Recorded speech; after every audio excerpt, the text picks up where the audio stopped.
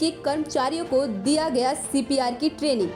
Victoria industries के MD SS बांगा जी के निर्देशन में सीपीआर ट्रेनिंग वर्कशॉप का आयोजन किया गया था, जिसमें एशियन हॉस्पिटल के 5 अनुभवी डॉक्टरों की टीम ने वहां पर मौजूद सभी कर्मचारियों को सीपीआर की प्रैक्टिकल ट्रेनिंग दी। वहीं एशियन हॉस्पिटल के emergency chief director Satish ji ने बताया कि आपातकालीन कार्डियो अटैक स्थिति में यह ट्रेनिंग सभी के लिए कारगर साबित हो सकती है। वहीं कर्मचारियों से खास बातचीत के दौरान पता चला कि उनके लिए एक अनोखा अनुभव रहा और कर्मचारियों ने कहा कि आज सीपीआर की प्रैक्टिकल ट्रेनिंग के बाद हम किसी भी कार्डियो अटैक व्यक्ति की मौके पर जान बचा सकते हैं। फरीदाबाद में एनबीटी की टीम और एशियन हॉस्पिटल के अनुभवी डॉक्टरों ने स्वास्थ्य मंत्रालय भारत सरकार के इस कार्यक्रम को आगे बढ़ा रहे हैं।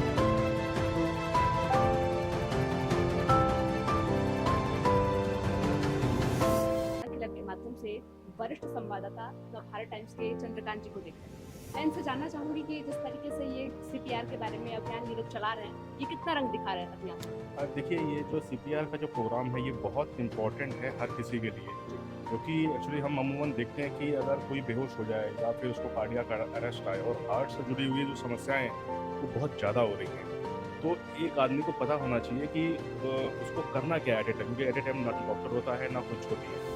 तो जैसे हम फर्स्ट एड करते हैं ना, कि कोई किसी को चोट लग जाए तो हम फर्स्ट एड देते हैं, पट्टियाँ करते हैं, उसका खून रोकते हैं, तो इसीलिए उसी श्रेणी में सीपीआर एक विधि है जो एक आम आदमी को बताएगी कि अगर कार्डियक अरेस्ट आए, हार्ट अटैक आए, तो उसको किस तरीके से हम पंप करके उसके जो हार्ट को जिंदा कर सकते हैं, और क्या पता वो जिंदा हो जाए, क्योंकि ऐसी सोशल मीडिया पे वीडियो भी बहुत वायरल हुई थी एक बार। तो ये स्वास्थ्य मंत्रालय की तरफ से भी चलाया जा रहा है अभियान और एनबीटी की तरफ से चलाया जा रहा है और बहुत सक्सेस हो रहा है। अभी ये तीसरा इवेंट रहा हमारा इस फैक्ट्री में, यहाँ पे। इससे पहले हम स्कूल्स में कर चुके हैं, 2 स्कूल में कर चुके हैं, स्टूडेंट को बता चुके हैं, तो इसी तरीके से अभियान आगे चलेगा। आप सभी इस समय चाणक्य क्लब के माध्यम से एशियन हॉस्पिटल के इमरजेंसी सर्विस के डायरेक्टर सतीश जी को देख रहे हैं। आज मैं सतीश जी से जानना चाहूंगी कि किस तरीके से सीपीआर के जरिए लोगों को बचाया जा सकता है। मेरा मानना है कि जो बेसिक लाइफ सपोर्ट है ये बहुत बेसिक सा स्किल सेट है। इसके लिए बहुत ज़्यादा कोई इक्विपमेंट की ज़रूरत नहीं होती, कोई मेडिकल की बहुत ज़्यादा इन्फॉर्मेशन नहीं चाहिए। कोई भी इंसान जो फिजिकली सीपीआर दे सकता है, जिसको हम कार्डियोपल्मोनरी रिससिटेशन कह देते हैं, बेसिक सा सेट है जिसको कार्डियक मसाज और एक एयरवे, पेटेंट एयरवे को हमने सांस देना है, जो वो ये कर सकता है। जैसे आमतौर पे 8th-9th स्कूल स्टैंडर्ड से बच्चे स्कूल में ये परफॉर्म कर सकते हैं। सर, मैं ये भी जानना चाहती हूँ कि हार्ट अटैक की संभावना बच्चों में ज़्यादा होती है, फिर दोनों में ज़्यादा, किसमें हार्ट अटैक की संभावना ज़्यादा होती है? देखिए, आमतौर पे जो हमारा जो डाटा है वो ये सपोर्ट करता है कि हार्ट अटैक की जो जिसको हम दिल का दौरा कहते हैं वो बड़ों में ज़्यादा होता है। बड़ों का मतलब है एडल्ट्स में।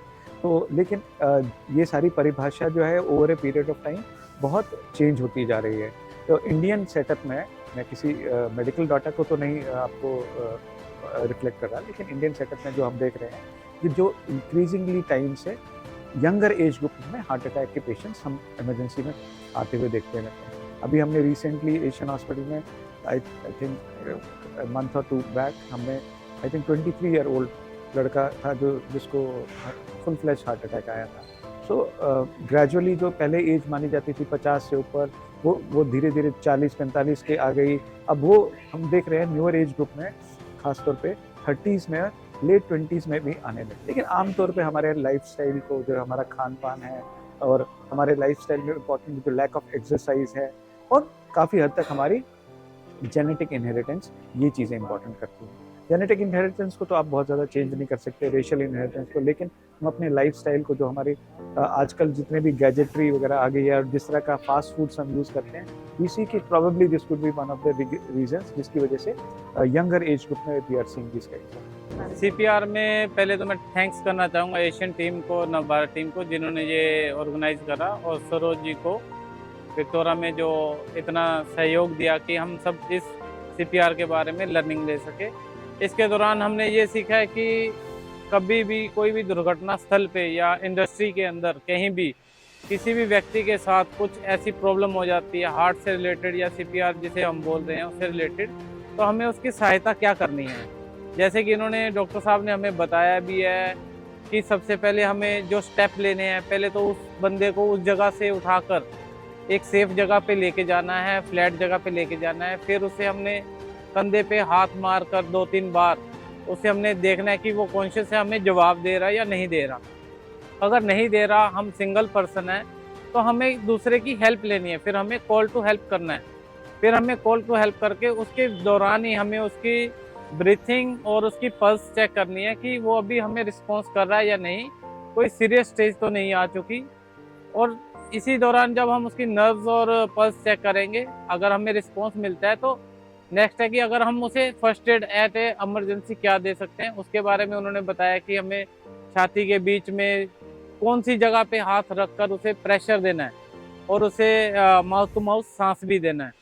तो जो चीज़ें हमें अभी तक लर्निंग नहीं थी, हमें ये पता था कि हार्ट लेफ्ट में होता है, हमें लेफ्ट में ही हाथ लगा के जोर देना है, पर आज पता लगा कि उसकी एक्चुअल जगह क्या है, जहाँ पे हमने उसे किस एंगल में, किस फोर्स से, कितने सेकंड में, कितनी बार पल्स करना है, कितनी बार पंपिंग करना है, वो आज हमें लर्निंग मिली है। और इस लर्निंग को हम ये अभी चाह रहे हैं कि अपने जितने विक्टोरिया के प्लांट्स हैं और जितने हम एम्प्लॉयज़ हैं, हम इसे 1 to 1 फैला दें, इस बात को प्रैक्टिकल के थ्रू या हम इसे थ्योरी के थ्रू या और किसी हम डम्मी के ऊपर करके सभी को इसका ज्ञान दें, ताकि आज नहीं तो कल किसी को जरूरत पड़ती है वो उसकी मदद कर सके। विक्टोरिया यही चाहेगी कि इस जो हमने आज जो लर्निंग ली है, इसको हम ज़्यादा से ज़्यादा लोगों के साथ शेयर करें ताकि सभी की मदद हो सके।